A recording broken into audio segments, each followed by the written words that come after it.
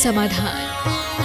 बोलिए देवाधिदेव खजाना श्री आदिनाथ भगवान की जय जय जय। बोलिए श्रवण संगति उन्नायक प्रातः स्मरणीय संत शिरोमणि परम पूज्य 108 आचार्य गुरुवर विद्यासागर जी महामुनिराज की जय जय जय। बोलिए गुणायतन प्रणेता शंका समाधान प्रवर्तक भावना योग प्रवर्तक प्रखर वक्ता परम पूज्य 108 मुनिवर श्री प्रमाण सागर जी मुनिराज की जय जय जय। बोलिए परम पूज्य 108 मुनिवर श्री हर सागर जी मुनिराज की जय जय जय।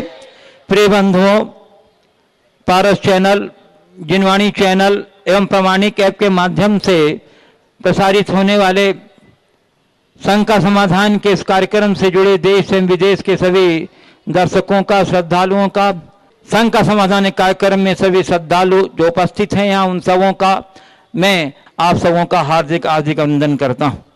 मैं आपको लिए चलूं शंका समाधान की ओर। इसके पूर्व एक बहुत ही आवश्यक सूचना आपको देना चाहता हूं, जो आपके संस्कार धानी के लिए एक ऐतिहासिक उपलब्धि के रूप में स्मरणीय रहेगा। आगामी 5 जनवरी को यहाँ स्थित नंदीश्वर जिनालय के पूरे 52 जो 3 चैत्यालय हैं और जो 5 मेरू हैं, उनके सभी चैत्यालयों में स्थित सभी जिन प्रतिमाओं का महामस्तकाभिषेक और शांति धारा पूज्य गुरुदेव के मुखारविंद से उच्चारित होने वाले महामंत्रों के साथ संपन्न होगा। बंधुओं, यह संस्कार धानी भूमि पर और इसका सीधा प्रसारण हमारे विभिन्न चैनलों के माध्यम से होगा। और संस्कार धानी भूमि पर यह क्षेत्र मड़िया में स्थित नंदीश्वर जिनालय में यह प्रथम अवसर है कि जब सभी जिनालयों, नंदीश्वर के सभी जिनालयों के, पंचमेरु के सभी जिनालयों के सभी प्रतिमाओं का महामस्तकाभिषेक और शांति धारा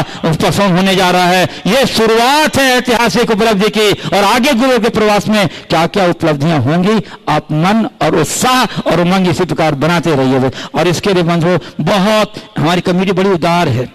इतनी महान प्रसंग के लिए इतनी छोटी राशि रखी है, मात्र 31,000 रुपए की राशि उन्होंने निर्धारित की है। अरे इस कार्य के लिए तो लाखों की बोलियां हो तो लाखों से कम में नहीं जाए, लेकिन बड़ी उदार है हमारी यहाँ की समिति, और गुरुदेव तो उस पर और भी उदार हैं। यानी भाई ऐसा करो कि सबको मौका मिले। मात्र 31,000 रुपए की राशि से बहुत सारे नाम आ चुके हैं, और अभी भी जिनका मन बन रहा है वो साझा आमंत्रित हैं। कृपया अपना नाम शीघ्रता से भेजें ताकि हम आपकी समुचित व्यवस्था यहाँ कर सकें।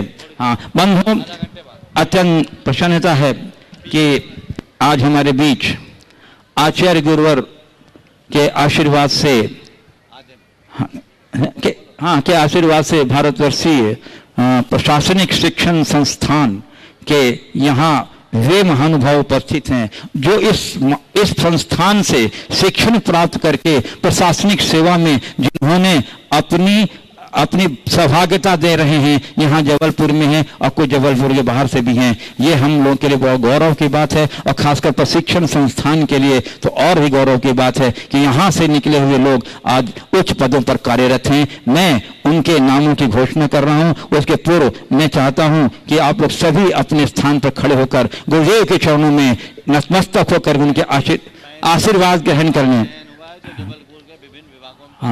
हाँ, इनमें से 35 लोगों का चयन हुआ है जो जबलपुर के विभिन्न विभागों में पदासीन है। केवल खड़े हो जाएंगे बंधुओं, और एक बार और आप सभी कर्तव्य ध्वनि से बंधुओं इनका सम्मान कर दीजिए। ये हमारे समाज के गौरव हैं, इनसे जैन समाज को बहुत आशा है। देश को भी इनके कर्मठ प्रशासनिक दायित्व से एक नई दिशा मिलने वाली है। जैन समाज का मस्तक ऊंचा हो रहा है। ऐसे इन होनहार युवाओं को के द्वारा बंधुओं ये निश्चय ही आचार्य गुरुवर के आशीर्वाद की कृपा का सौगात है बंधुओं, जो ऐसे युवा हमारे बीच निकल कर आए हैं। मैं उनके नामों की संक्षिप्त घोषणा कर रहा हूं। हमारे बीच आज उपस्थित है बहुत सारे लिस्ट है, मैं कुछ प्रमुख नाम अवश्य घोषित करूंगा। श्री ऋषभ जैन SDM, श्री राहुल जैन IAS, श्रीमती आभा जैन डिप्टी कमिश्नर GST, निधि जैन जिला पंजीयक, श्रीमती रागिनी जैन सहायक जिला अभियोजन पदाधिकारी, श्री रविंद्र जैन आबकारी निरीक्षक,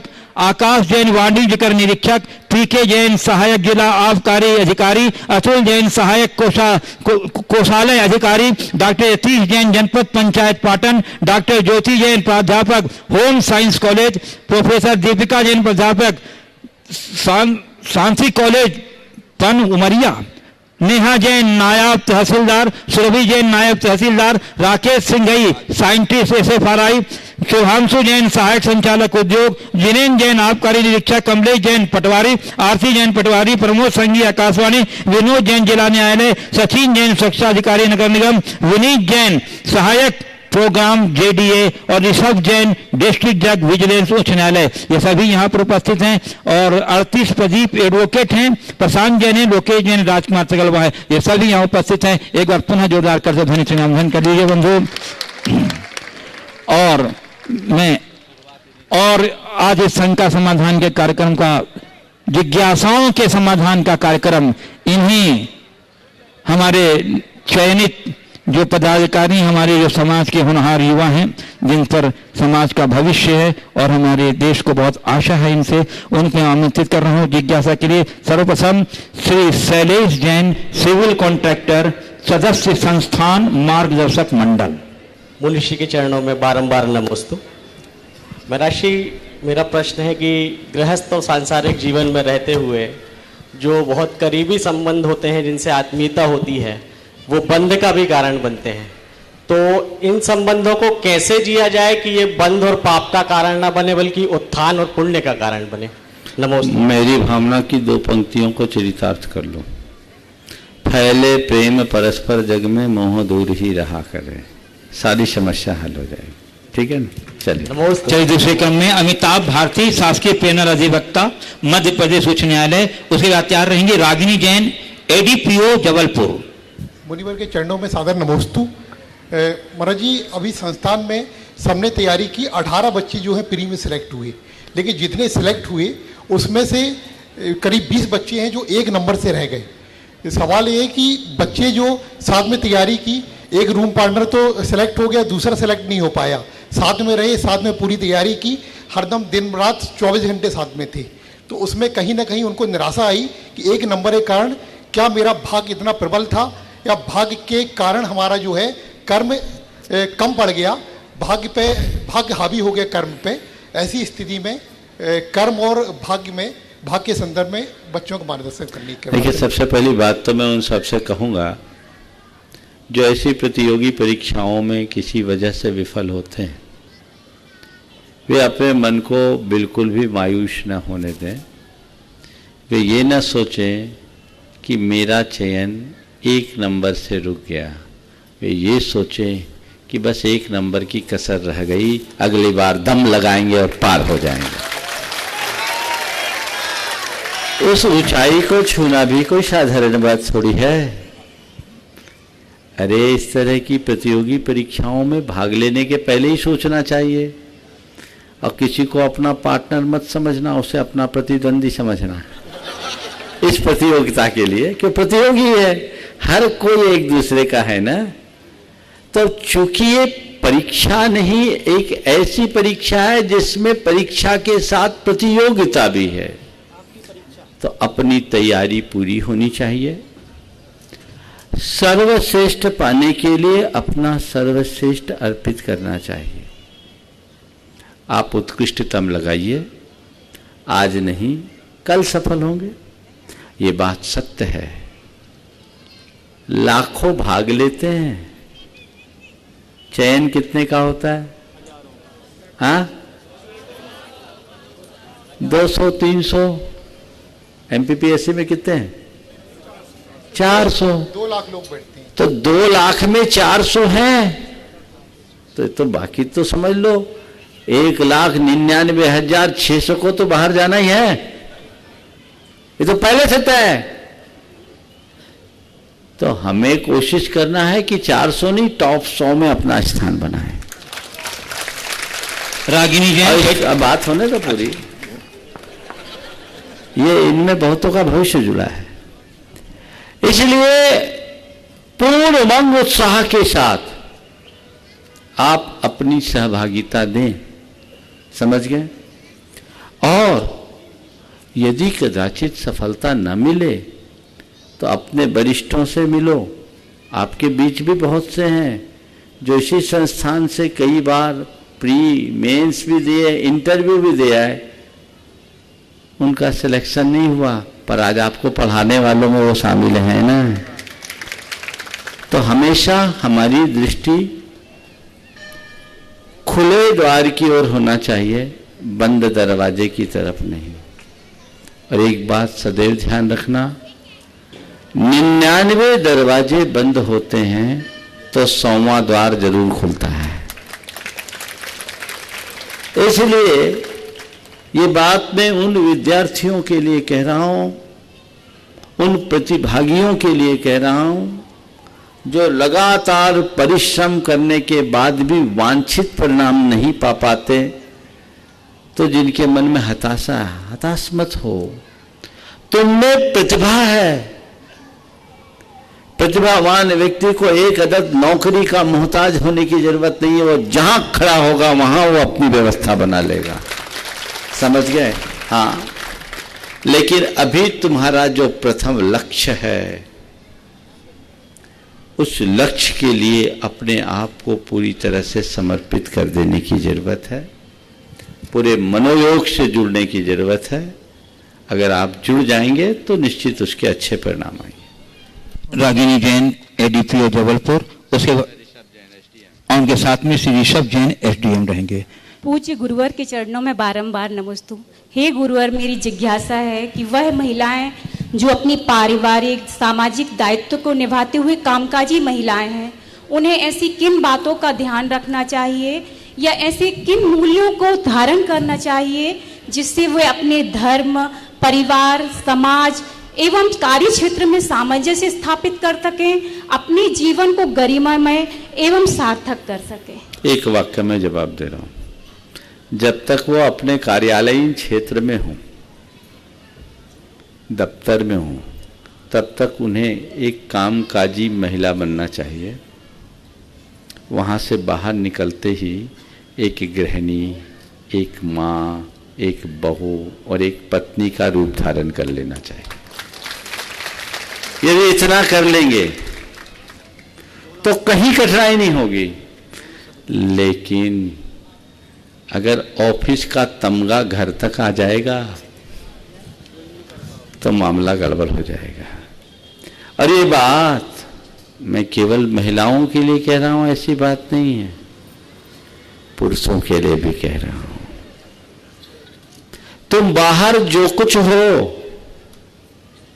घर में आने के बाद तो घर के एक सदस्य हो, समाज में आने के बाद एक समाज के अंग हो। ये दृष्टि होनी चाहिए, तो फिर कभी ईगो उभरेगा नहीं उभरेगा। और जहां अहम शांत होता है, वहां अपने आप सारी समस्याओं का अंत हो जाता है। तो ये दृष्टिकोण होना चाहिए, तब आप एक दूसरे के पूरक और प्रेरक बनकर के जी सकोगे। और नहीं तो हम किसी से कम नहीं, मामला गड़बड़। श्री ऋषभ जैन एसडीएम जबलपुर। हो गया? चलो ठीक है, पार्टनरशिप अच्छी है। ओके, चलिए बंद हो। लिस्ट मेरे पास बहुत सारी हैं, लेकिन और बहुत बुला लें। चलिए, तो ये क्या, बहन निधि जैन, जिला पंजीयक जबलपुर, ब्रह्मचारिणी। हाँ, तो ब्री लिखा है ना, बड़ा लिखते हैं। परम पूज्य। और उसके बाद श्री मुकेश सिंह संस्थान अधीक्षक तैयार। परम पूज्य 108 मुनि प्रमाण सागर महाराज जी के चरणों में मेरे और मेरे परिवार की ओर से बारंबार नमोस्तु नमोस्तु नमोस्तु। मुनि श्री, मेरी ये शंका है कि मैंने अपनी सर्विस के दौरान ये देखा है कि लोग न्याय के लिए बहुत परेशान होते हैं। मैं 5 से 6 घंटे ऑफिस में देती हूँ, उसके बाद भी लोग घर में सुबह या शाम या छुट्टी के दिन अपने केस को सॉल्व करने में मुझसे घर में समय लेते हैं, और मैं देती भी हूँ और उसमें एक सुकून भी मिलता है। बट उसके बाद ये मन में कहीं ना कहीं ये रहता है कि जो हमारे आवश्यक हैं उसमें हम पिछड़ जाते हैं, या जितना धर्म ध्यान व्रती होने के नाते करना चाहिए उतना नहीं हो पाता।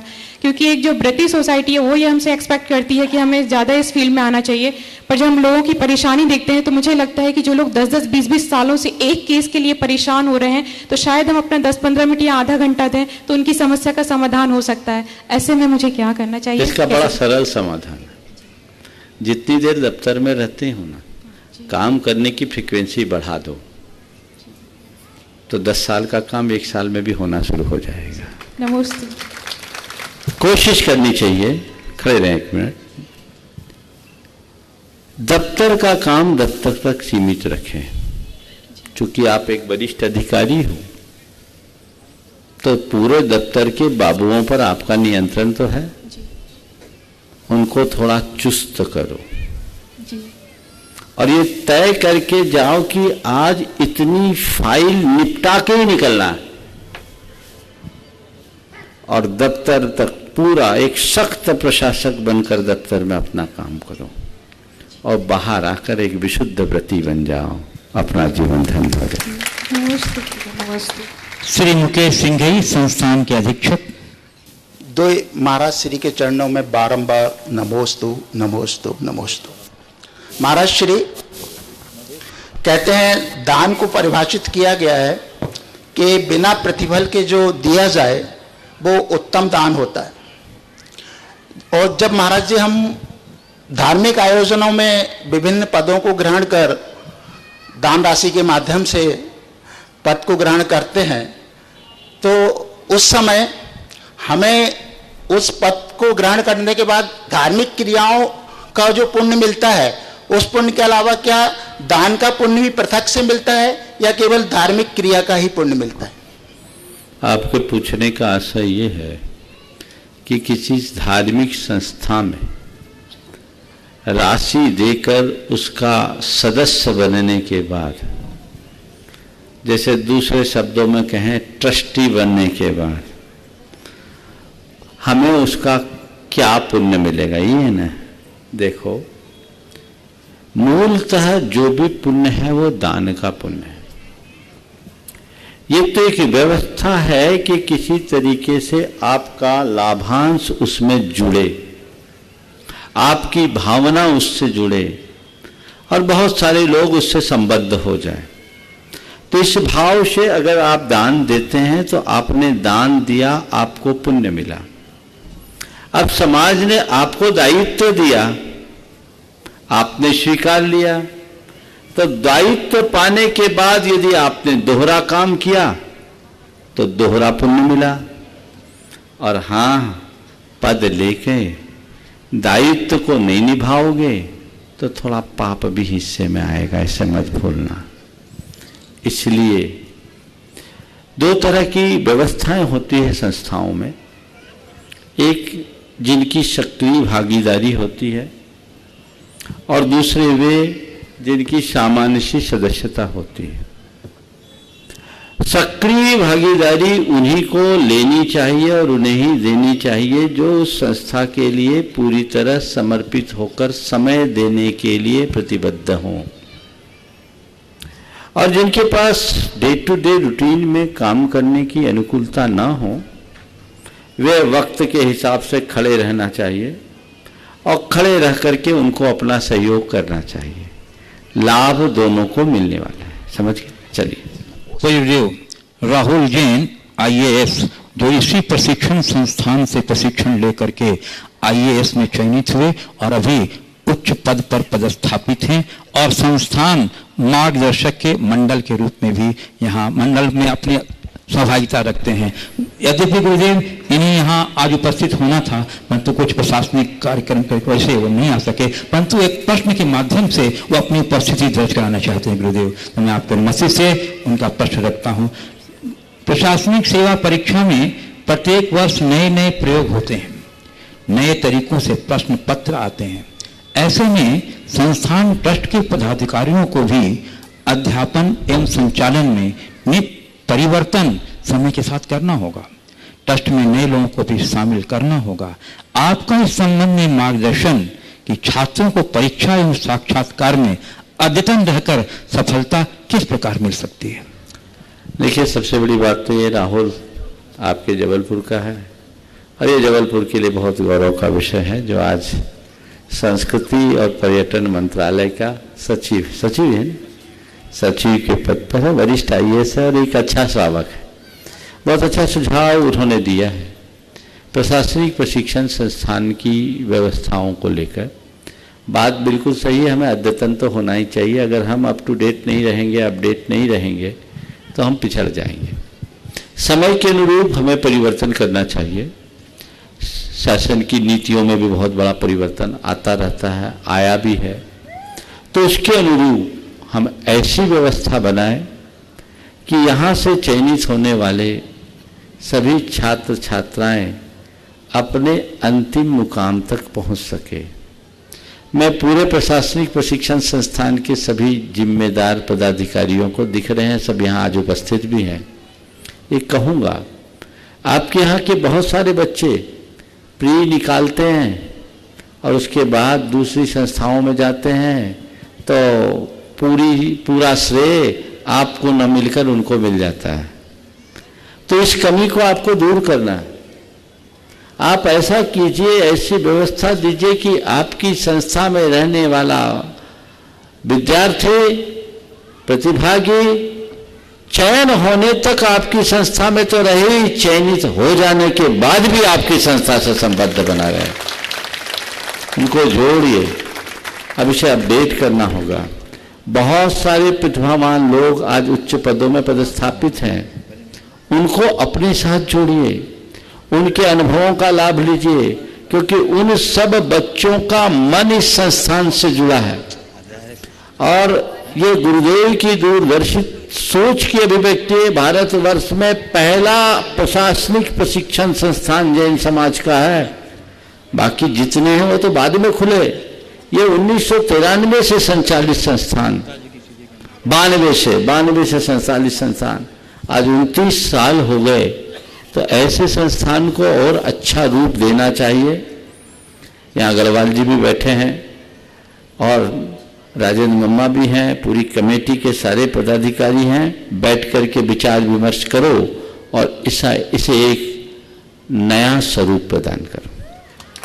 बंधु, अब मैं उस शख्सियत को आमंत्रित कर रहा हूं जो संस्कार धानी के गौरव हैं, संस्कार धानी के अमूल्य निधि के रूप में जाने जाते हैं, दादा नरेश गढ़वाल, जिनका बहुत महत्वपूर्ण योगदान है जबलपुर के मढ़िया जी के विकास में, प्रशासनिक शिक्षण संस्थान के कायम करने में, नंदीश्वर दीप। हाँ, तो मैं गंधो कह रहा था कि नरेश गढ़वाल ये जबलपुर संस्कार धानी के लिए कोई नया नाम नहीं है, ये संस्कार धानी के गौरव हैं, एक अमूल्य निधि हैं, जिनका बहुत बड़ा योगदान है पिसनहारी मढ़िया के विकास में, प्रशिक्षण संस्थान के कायम करने में और नंदीश्वर द्वीप के जिनालय के निर्माण में, उसके पंचकल्याण प्रतिष्ठा में और जबलपुर के समाज को एक नई दिशा और उत्साह देने में दादा गणेश गढ़वाल का बहुत महत्वपूर्ण योगदान है। एक बार जोरदार करते ध्वनि का अभिनंदन कर दीजिए हमारे नरेश जी का। और मैं उनसे अनुरोध करूंगा कि कृपया अपनी बैठे बोल लो, बैठे चलो ठीक है। परम पूज्य प्रभात सागर जी महाराज के चरणों में अनेक बार नमोस्तु। पूज्य अरय सागर जी महाराज के चरणों में अनेक बार नमोस्तु। गुरुदेव सर्वप्रथम 1993 के गतरथ में जब पहली फेरी समाप्त हुई थी तो आपने मुझे आमंत्रित किया था, पीछे से बुलाया था। मैं समझा था कि कोई कार्य से आपने बुलाया है, पर आपने कहा क्या गुरुदेव का आशीर्वाद नहीं लेना क्या? तो सर्वप्रथम परम गुरु का आशीर्वाद उसी की गतरथ की फेरी में पहली बार प्राप्त हुआ था। गुरुदेव रामधारी सिंह दिनकर की एक कविता है जिसमें कहा गया है कि सूरज के डूबने के बाद जो अंधेरा होगा उसे कौन जिएगा? तो एक छोटे से दीप ने कहा कि हम आपके भार को वहन करेंगे। गुरुदेव 95 से गुरुदेव ने संस्कार धानी में प्रशासकीय प्रशिक्षण संस्थान को सौंपा था और आज तक भी ज्यों का त्यों चल रहा है। इतना जरूर है कि हमारे जो अभी डायरेक्टर है, आप लोग खड़े हो जाए, इन्होंने उस दीपक की भांति उसमें उजेला कर दिया है। बहुत सुंदर। और इन्होंने जो चाहा है वो हमने उपलब्धि वहां कराई है। और आपसे विनम्र निवेदन है कि जब आप चाहें 10 मिनट का समय संस्थान के नए स्वरूप को जरूर देखेंगे। जरूर। और आपकी आज्ञा के अनुसार जो भी इन्हें जरूरत होगी वो सब पूर्ति करेंगे, चाहे जैसे भी हो। बहुत सुंदर, बहुत सुंदर। तो मेरे साथ आप इन्हें भी संपूर्ण आशीर्वाद दें। ओ चलो, हाँ चलिए, मैं आमंत्रित कर रहा हूं, हमारे बीच उपस्थित हैं जिला न्यायाधीश विजिलेंस उच्च न्यायालय के श्रीमती निर्मला सिंघी, आर.के. सिंघी, और उसके बाद तैयार रहेंगे आज हमारे बीच कटनी चतुर्मास के मुख्य निदेशक श्री सेठ सुभाष सिंह कटनी से यहाँ उपस्थित हैं। मैं उन्हें भी आमंत्रित करूंगा। मुनिद्वय के चरणों में बारंबार नमोस्तु।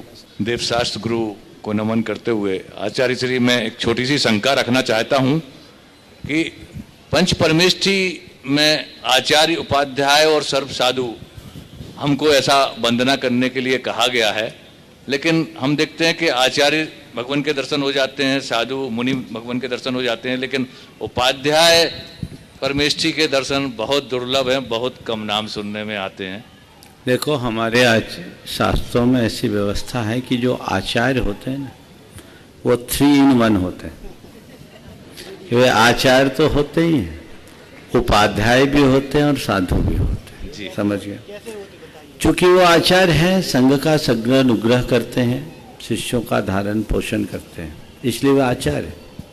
संघ को अध्यापन भी वो कराते हैं, इसलिए उपाध्याय हैं, और स्वयं की साधना करते हैं, इसलिए वो साधु हैं। तो तीनों गुण आचार्य में भी समाहित हो सकते हैं। कोई जरूरी नहीं कि संघ में उपाध्याय हो ही, क्योंकि उपाध्याय के लिए जो हमारे शास्त्रों में व्यवस्थाएं बताई है वो आजकल कम उपलब्ध होते हैं। उपाध्याय की 2 व्यवस्था है, या तो 11 अंग 14 पूर्व का ज्ञान हो तो 25 मूल गुण, जो आज है ही नहीं। फिर दूसरा, उस समय उपलब्ध शास्त्रों का पूर्ण पारगामी हो, वो उपाध्याय है। बाकी नाम के उपाध्याय बना देने से क्या होगा? मैं ऐसे उपाध्याय को जानता हूं जो उपाध्याय बनने के बाद पंडित से तत्वार सूत्र पढ़े, तो इससे कोई मतलब नहीं। आचार्य के पास वो सारी योग्यता है। और हमारे गुरुदेव को देखो तो 3 रूप तो आज दिख ही रहे हैं, और बाकी 2 रूप समय पे दिखेगा। श्री सेठ सुभाष जी जो गुणायतन ट्रस्टी हैं और कटनी चतुर्मास को ऐतिहासिक सफलता दिलाने में बहुत महत्वपूर्ण योगदान दिया था, उसके मुख्य निदेशक रहे। इनके साथ श्री विजय वैद्य भी खड़े हो जाए, जो गुणायतन ट्रस्टी हैं और कटनी के चतुर्मास को संपन्न करने में बहुत अपना उल्लेखनीय दिया था। गुरुदेव नमोस्तु नमोस्तु नमोस्तु। गुस्सा, क्रोध, नफरत, ये लोग ये समझ के करते हैं कि हम दूसरे को जला रहे हैं, स्वयं जलते हैं। ये इतना बड़ा भ्रम कैसे दूर होगा? जिस दिन ये समझ में आ जाए भ्रम है ना, उसी दिन दूर हो जाएगा। मुश्किल ये है कि मनुष्य ऐसे भ्रम में जीता है कि पूरी जिंदगी उसे अपने भ्रम का एहसास ही नहीं हो पाता। भ्रम और यथार्थ के भेद को जब तक हम नहीं समझेंगे, हमारे जीवन में बदलाव नहीं होगा। तो हमें यथार्थ को समझने की कोशिश करनी चाहिए, भ्रम को तोड़ना चाहिए। ये बात सत्य है, गुस्सा एक विकार है, और विकार जहां भी जन्मे उसे भस्म करें। दिया सलाई दूसरों को जलाने के लिए जलाई जाती है, पर जिसे जलाने के लिए जलाई गई वो जले न जले ये तो परिस्थितियों पर निर्भर है, लेकिन दिया सलाई को तो जलना ही पड़ता है। इसलिए आग उभरने ही मत दो। क्रोध से बड़ी ताकत शांति में है, क्षमा में है। जिस दिन ये विश्वास हृदय में जम जाएगा, सारा गुबार ठंडा हो जाएगा। बंधु हमारे बीच उपस्थित हैं गुणायतन के शिरोमणि संरक्षक श्री ललितेश जी जो फिरोजाबाद से आए हैं, और उनके साथ नितिन जी खड़े हुए हैं, गोचरणों के अनन्य भक्त हैं और अपनी उपयोगिता पूर्ण प्रश्न से हम लोगों को लाभान्वित करेंगे। एक बार इनके सम्मान में तालियों का योगदान दे दीजिए हमको। अच्छा महाराज जी चरणों में मेरा कोट कोट नमन, कोट कोट वंदन। महाराज जी मेरी एक जिज्ञासा है कि मैं जीवन में जो पाप करता हूँ दैनिक जीवन में, उसको मैं कैसे पुण्य में परिवर्तित करूँ, उसके लिए मुझे मार्गदर्शन दें जिससे कि मैं अपना जीवन सफल बना सकूँ और पापों को मैं क्षय कर सकूँ। बहुत अच्छा सवाल किया है। दैनंदिन जीवन में होने वाले पाप को पुण्य में परिवर्तित कैसे करें, इसकी एक बड़ी अच्छी टेक्निक है पाप को पुण्य में बदलने की। दो चीजें हैं, पाप की क्रिया को पुण्य में बदलना और पाप के फल को पुण्य में बदलना। बहुत बड़ी बात बोल रहा हूं, थोड़ा अच्छे से समझना। पाप की क्रियाएं जो भी कर रहे हो उसे पुण्य में बदलना है तो अपना उद्देश्य बदल दो। कोई भी कार्य कर रहे हो, व्यापार कर रहे हो, पैसा कमाने के लिए कर रहे हो, अर्थ कमाने के लिए कर रहे हो, इसीलिए करते हो ना। थोड़ी सी सोच बदल लो, मैं व्यापार करूंगा, लोक सेवा के लिए करूंगा, जन कल्याण के लिए करूंगा, दान के लिए करूंगा, पाप की क्रिया पुण्य में परिवर्तित हो जाएगी। है यह टेक्निक। थोड़ा सा उद्देश्य, केवल उद्देश्य बदलना है। देखिए आप रोज भोजन बनाते हो, गृहस्थी की क्रिया है, खटकर्म, और जिस दिन चौका लगाते हो उस दिन वो धर्म हो गया। उद्देश्य की क्रिया एक है, बदला क्या? भोजन वही आप बना रहे जो रोज बनाते हो, लेकिन आज हमें आहार दान देना है तो दान देने की भावना से सुबह से पुण्यार्जन हो रहा है और उससे सामान्य दिनों में पाप। तो बहुत बड़ा सूत्र है, परोपकार की वृत्ति से आप धन अर्जन करो। मैंने कई बार बोला है, या तो जरूरत के लिए कमाओ या जरूरतमंदों के लिए, तीसरा कोई काम नहीं। कमाने के लिए मत कमाओ, समझ गए? तो ये दृष्टि होनी चाहिए पहली बात। तो पाप की क्रिया को पुण्य में बदलने की बात। दूसरी बात, आपने पाप का उदय आया है तो उसे पुण्य में बदलने कैसे? पापोदय आया, कोई दुख आया, कोई संकट आया, कोई कष्ट आया, परेशानी आई, आती है, किसी के साथ भी आ सकती है, हम साधुओं के साथ भी आ सकती है। अगर ऐसा पाप का फल उदय में आया है, तीव्र पापोदय सामने आया है, मन में थोड़ी सी समता जगा लो। ठीक है, मेरे कर्म का उदय है, मैं इसे स्वीकार करता हूं। तुम्हारी समता से चमत्कार होगा, पाप कटेगा, पुण्य बंधेगा, जीवन का पूरा रंग बदल जाएगा। नितिन जी प्रश्न पूछे। नितिन पूछो। नमोस्तु महाराज जी, भक्ति और ज्ञान में क्या वो है संबंध? हाँ जी। देखिए, भक्ति एक भावनात्मक क्रिया है और ज्ञान निर्वृत्ति मूलक मार्ग है, समझ गए?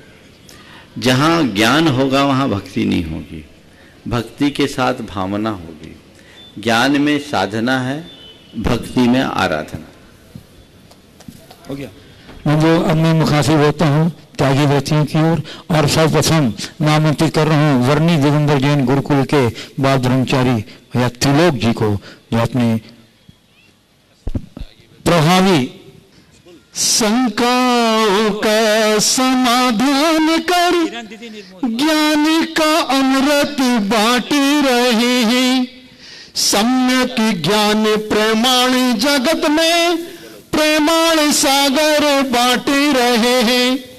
भक्त यहाँ पर नतमस्तक है, धर्म से जीवन श्रृंगार रहे हैं। साहित्य मित्र त्रिलोक भाग्य है, प्रश्न यहाँ जो पूछ रहे हैं। नमोस्तु महाराज जी। आज साहित्य संगम संस्थान के छात्र यहाँ पर हैं। ये प्रबंधन का योग है। आचार्य उमास्वामी महाराज जी ने तत्वार सूत्र के 6वें अध्याय में आजीवादीकरण आश्रम का वर्णन करते हुए मैनेजमेंट का एक सूत्र दिया, जो वस्तु जहां रखने की है वहां रखो, नहीं तो पाप। तो क्या आचार्य उमास्वामी महाराज मैनेजमेंट के आद्य गुरु थे? नमोस्तु महाराज जी। देखो, आज मैनेजमेंट शब्द आ गया है और इसलिए मैनेजमेंट गुरुओं की बात हो गई। अगर हम धर्म की बात करें तो धर्म है क्या? जीवन के प्रबंध के विज्ञान का नाम ही तो धर्म है। समग्र जीवन के प्रबंधन का नाम ही वास्तविक धर्माचरण है। इसलिए यदि सही अर्थों में प्रबंधन, जैसे आप मैनेजमेंट शब्द से कहना मैनेजमेंट शब्द से पुकारना ज्यादा पसंद करते हो, ये धर्मशास्त्र में ही है। वो हर चीज के प्रबंधन की बात है। हमें अपने जीवन को सही दिशा में नियोजित करना चाहिए और अपने समय, शक्ति और संसाधनों का सही प्रयोग करना चाहिए। श्री बोलिए आगे। आमंत्रित कर रहा हूं लक्की जैन, पूर्वा ICICI बैंक मैनेजर, और उसके बाद तैयार रहेंगी रचना जैन, पिशनहारी मढ़िया। पूज्य गुरुवर के चरणों में मेरा और मेरे परिवार का नमोस्तु नमोस्तु नमोस्तु। गुरुवर, हम जब किसी भी एग्ज़ाम में जाते हैं, जहाँ भी परीक्षा शब्द का उद्बोधन होता है, शंका होती है, तो वहाँ एक विषय वस्तु होती है। हम विषय वस्तु के अनुरूप अपनी तैयारी करते हैं और उससे रिलेटेड सवाल होते हैं।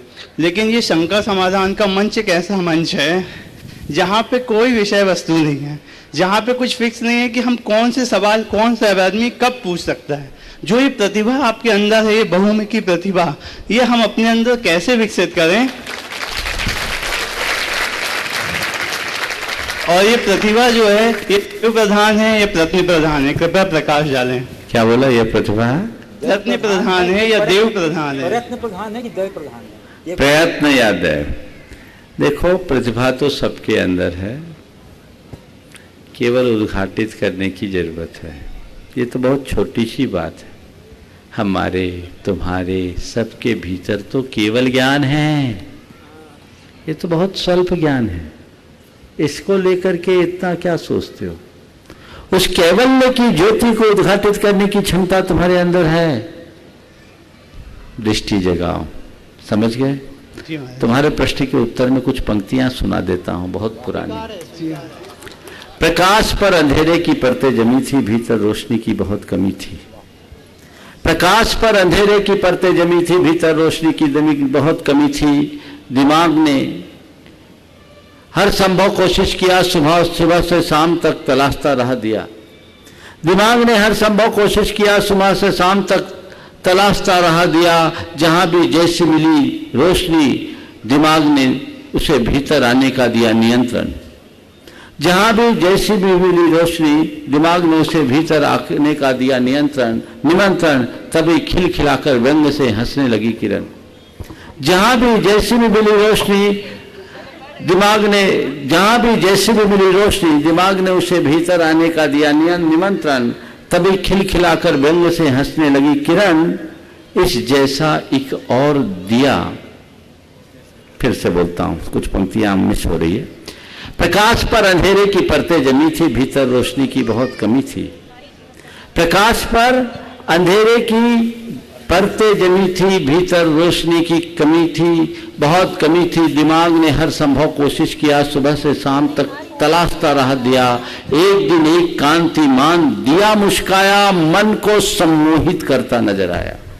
एक दिन एक कांतिमान दिया मुस्काया, मन को सम्मोहित करता नजर आया। दिमाग ने भीतर आने का जो ही दिया निमंत्रण, खिलखिलाकर व्यंग से हंसने लगी किरण। दिमाग ने भीतर आने का जो ही दिया निमंत्रण, खिलखिलाकर व्यंग से हंसने लगी किरण। इस जैसा एक और दिया जल रहा है तेरे भीतर। इस जैसा एक और दिया जल रहा है तेरे भीतर, रोशनी को व्यर्थ ढूंढती अक्ल घूमती है घर घर। इस जैसा एक और दिया जल रहा है तेरे भीतर, रोशनी को व्यर्थ ढूंढती अक्ल घूमती है घर घर। दिए के चारों ओर तम के घेरे हैं कठोर, दिए के चारों ओर तम के घेरे हैं कठोर। यदि तू इन घेरों को काट सकेगा, स्वयं रोशनी एक दिन जग को बांट सकेगा। चलो बोले मूर्ति भगवान सागर जी महाराज की।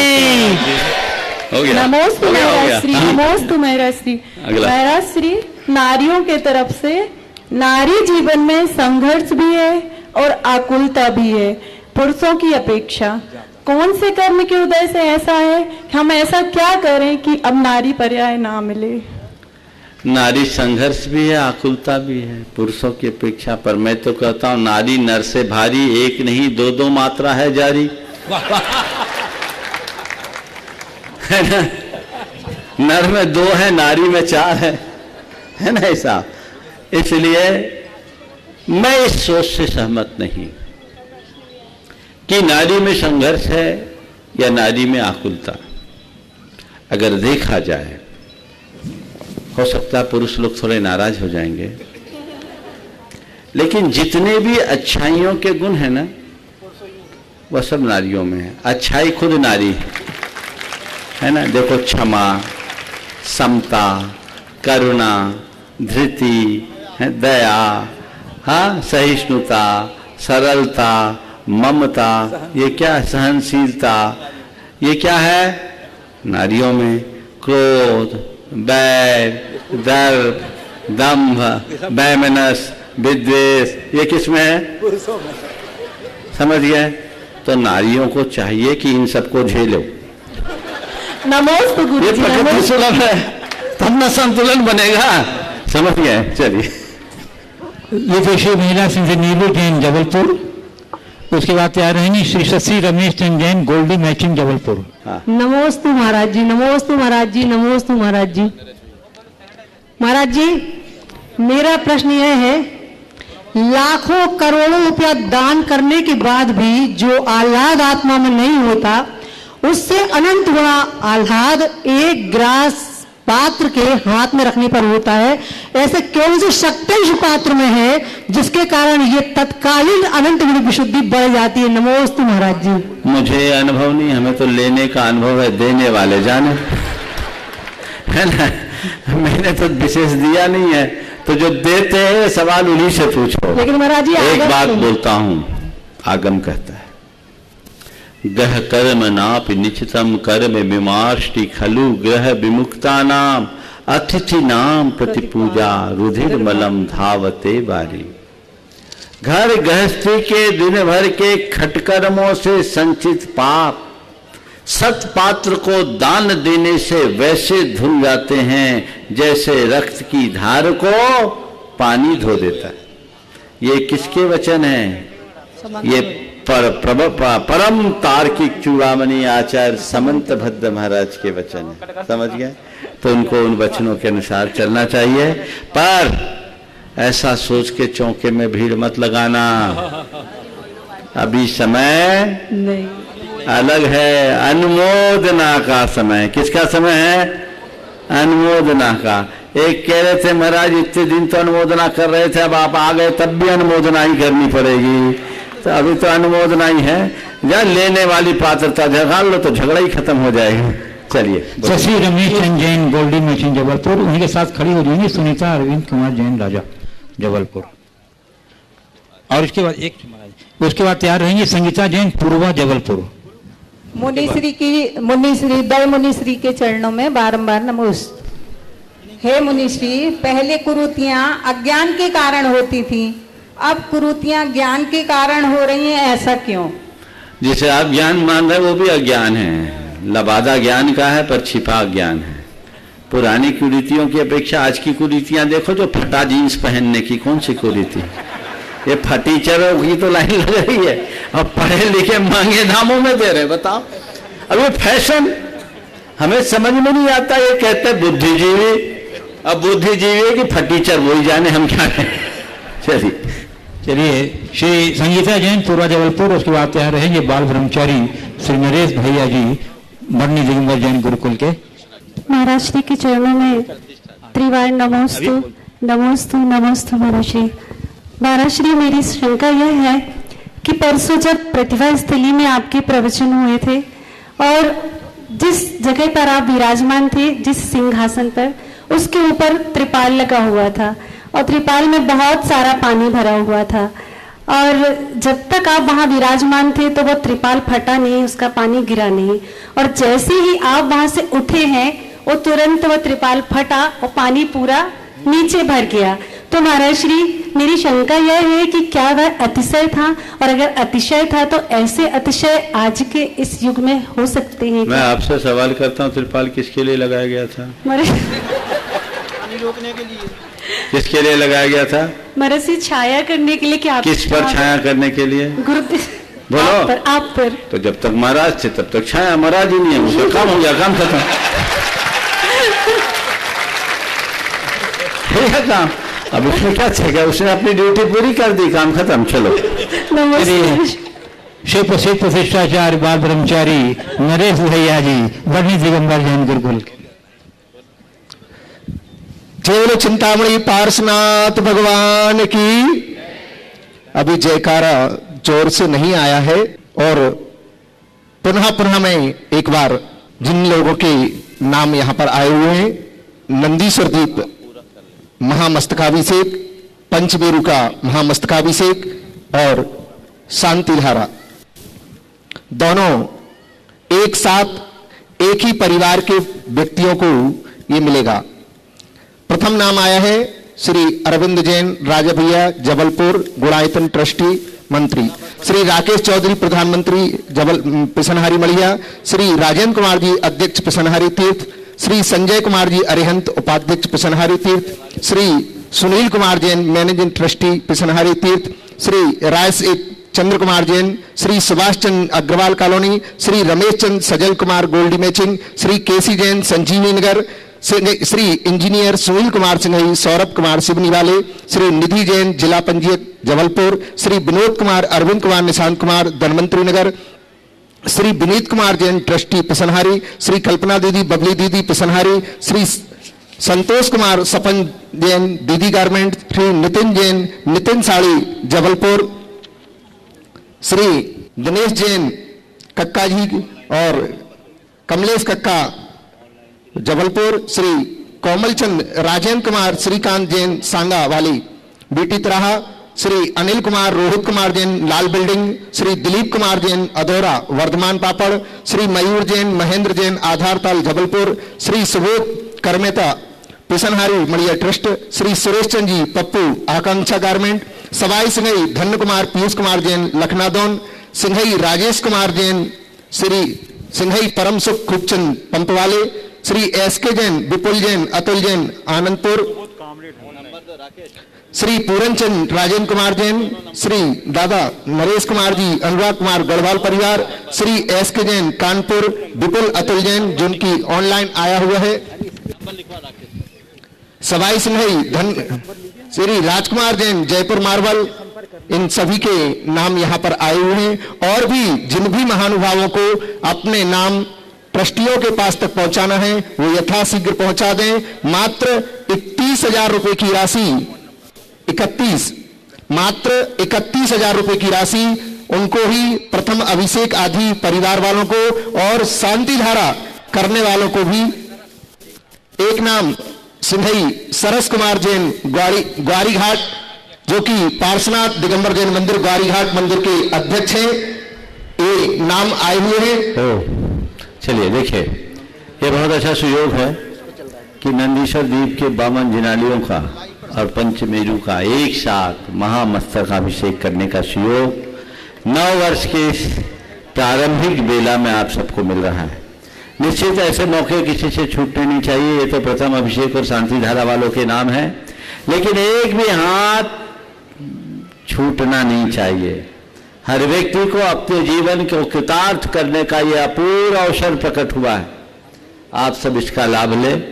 और रोज तो ऐसा होता नहीं, आप आते भी होंगे तो भगवान का प्रक्षाल करके दर्शन पूजन वंदन करके चले जाते होंगे, लेकिन एक साथ सामूहिक रूप में इतने बृहद पैमाने पर इस तरह का अभिषेक बहुत दुर्लभ क्षण है। मुझे बताया गया 2011 के बाद ये पहली बार होने जा रहा है, हमारे सानिध्य में तो पहली ही बार है। इस मौके को अपने जीवन का श्रेष्ठतम अवसर बनाइए और उसका भरपूर लाभ उठाइए। और जबलपुर वाले तो होशियार है, इसी मंगलवार का दिन चुना है उसके लिए, तो मंगलवार को मंगल कार्य करने का ये शुभ अवसर आप सबको प्राप्त हुआ है। कोई घर वंचित ना हो, चाहे वो आगे करे या पीछे करे, अभिषेक जरूर करे। और दूर दराज बैठ करके भी जो इस अभिषेक के साक्षी बनना चाहते हैं वे भी अपने आप को इससे जोड़ सकते हैं। बंधु, अपना सौभाग्य अर्जित करने के लिए मैं आपको नंबर दे रहा हूँ, आप नोट कर लीजिए और आप ऑनलाइन भी आप अपना सौभाग्य सुरक्षित करा सकते हैं। सर्वप्रथम है श्री राकेश चौधरी, नंबर इनका है 94-251 54-861। नंबर चल रहा है, फिर भी सुन लीजिए 94-251 54-861। अंग्रेजी में जानकारी के लिए 94-251 54861। दूसरा संपर्क नंबर है राजेंद्र कुमार, राजू साइकिल, नंबर है 94-258 63-522 94-258 63-522। अंग्रेजी में जानकारी के लिए 94-258 63522। और तीसरा संपर्क सूत्र है संजय चौधरी अगम जैन, नंबर है 79-871 82-824 79-871 82-824। अंग्रेजी में जानकारी के लिए 79871 82824। आप इन नंबरों के माध्यम से भी अपना सौभाग्य सुरक्षित करा सकते हैं। और अगले प्रश्न के लिए मैं आमंत्रित कर रहा हूं भावना जैन किशनहरी मलिया जी को। और यहाँ जो उपस्थित हैं वो भी अपना नाम सौभाग्य में सुरक्षित कर सकते हैं मस्तकाभिषेक के लिए कमेटी संपर्क करके। हे गुरुवर, आपको मेरा बारंबार नमोस्तु नमोस्तु नमोस्तु।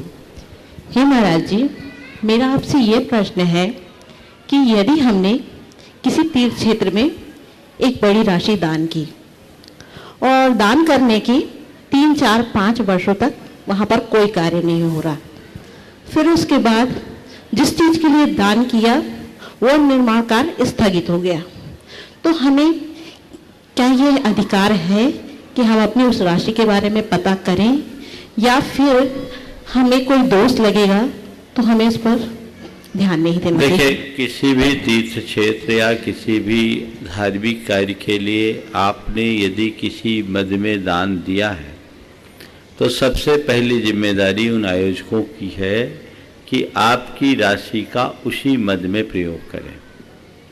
यदि किसी कारणवश वो योजना विफल हो जाए तो आयोजकों को चाहिए वे आपको विधिवत सूचित करें कि हम अब उस कार्य योजना को क्रियान्वित करने में समर्थ नहीं हैं और इसकी जगह आपकी सम्मति हो तो हम आपके द्वारा प्रदत्त दान राशि को अपने क्षेत्र की अन्य योजनाओं में प्रयोग कर सकते हैं।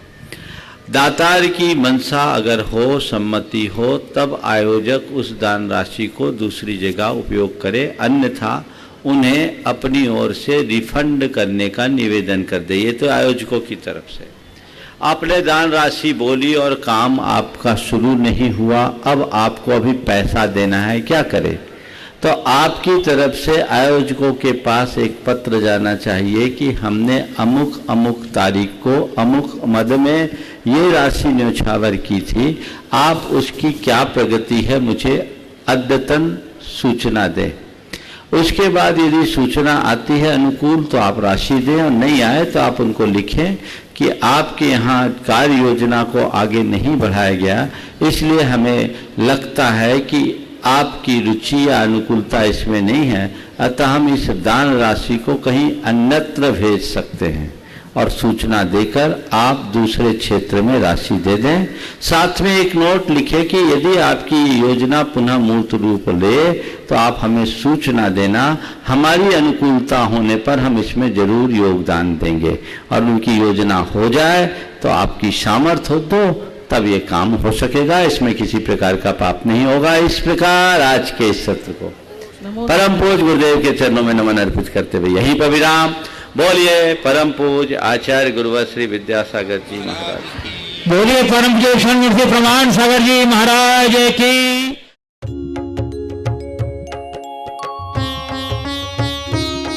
शंका समाधान।